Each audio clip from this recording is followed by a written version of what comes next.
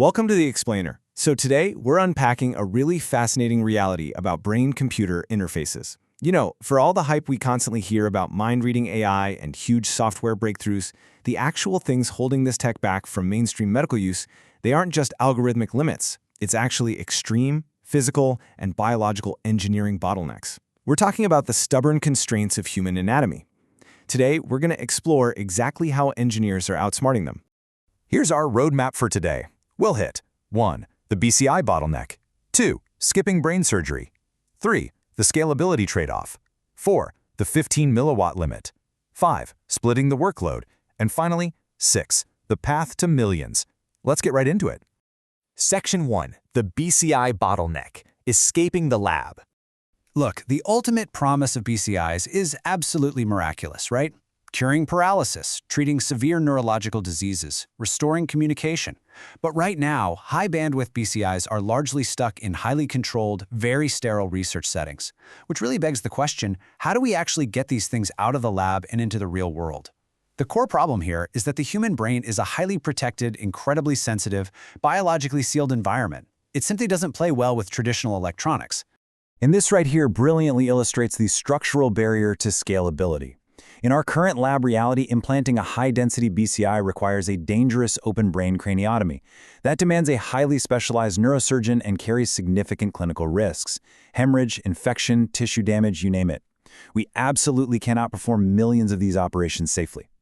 So, to reach the masses, we desperately need a clinical reality. We need outpatient deployment that leverages widespread existing clinical infrastructure with very low procedural risk. Moving on to Section 2. Skipping brain surgery. The endovascular approach. Now, what's really fascinating is how a company called Synchron decided to solve this deployment problem. They just bypassed the skull entirely. Instead of drilling through bone, they developed the Stentrode. This is a 40mm flexible mesh device made of a nickel-titanium alloy called nitinol, which has been used in vascular implants for a long time. Because of its clever design, an interventional radiologist can literally snake this device up through the jugular vein and park it right in the brain's drainage system. Specifically, the superior sagittal sinus, which sits conveniently right over the motor cortex. So, the crucial takeaway here is the procedural speed and ease. This brilliant routing completely turns a major neurological operation into a minimally invasive outpatient procedure. We're talking just 20 to 30 minutes in a standard radiology suite. The patient is usually just under conscious sedation and can go home the very next day. They're literally using the body's blood vessels as a natural highway straight to the brain. All right, Section 3. The scalability trade-off. Precision versus deployability. As you know, in engineering, you never get something for nothing. By using this endovascular blood vessel method, engineers have to accept an inevitable compromise. They're sacrificing perfect, individual signal fidelity for widespread, safe deployability. When we compare these paradigms directly, traditional penetrating intracortical arrays capture incredibly high-dimensional data from single, individual neurons using thousands of channels. But Synchron's Stentrode, it relies on just 16 electrodes. Because it sits inside the blood vessel, kind of like a microphone listening through a wall, it captures broader, population-level brain activity rather than individual neural spikes. So, does this actually work out in the real world? The data from the command trials screams yes. With 0 device-related serious adverse events, meaning no blood clots, no infections, no device migrations, over a 12-month period, participants still achieved cursor control accuracy above 90%.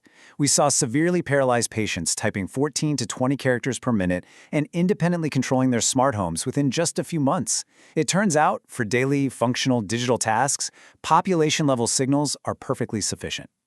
Which brings us to Section 4, the 15 milliwatt limit, the power pivot. But what if we do need high-resolution data directly from the brain tissue itself, say to predict complex seizures or restore extremely fine motor control? Well, we immediately hit a second massive biological hurdle, and that's heat. That heat limit is strictly defined by the number 15 milliwatts. This is the absolute maximum power a chronic implant can safely dissipate inside the human skull, according to strict FDA and IEEE guidelines.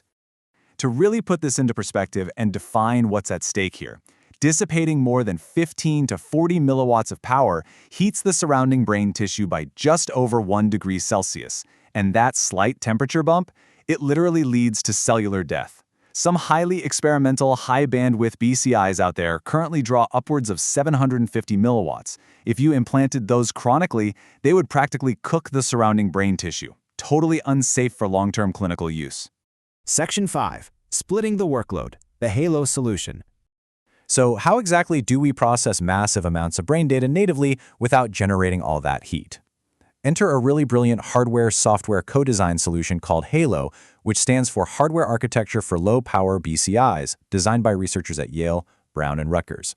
Instead of using one massive, power-hungry computer chip, the Halo architecture uses a heterogeneous array of distinct, highly specialized processing elements. Each hardware block is dedicated to a specific task, and they operate asynchronously.